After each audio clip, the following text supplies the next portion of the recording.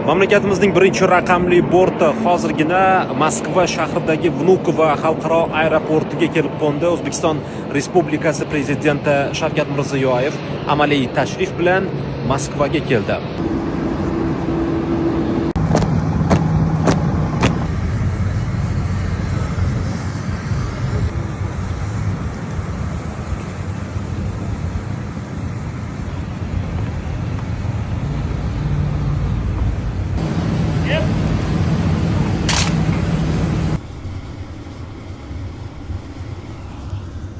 O'zbekiston prezidentining korteji Moskva ko'chalari bo'ylab harakatlanib, davlatimiz rahbari uchun ajratilgan qarorgoh tomon yo'l olmoqda.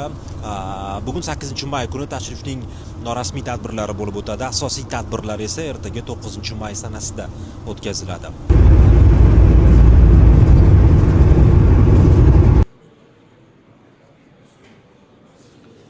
O'zbekiston prezidentining Moskvaga kelishi bilanoq u yerda Rossiya prezidenti administratsiyasi rahbarining o'rinbosari, Rossiya prezidenti yordamchisi Maksim Oreshkin hamda Rossiya bosh vazirining birinchi o'rinbosari Denis Manturov kutib oldilar va davlatimiz rahbari o'zi uchun ajratilgan qarorgohga yetib kelishi bilanoq ishga kirishib ketdi.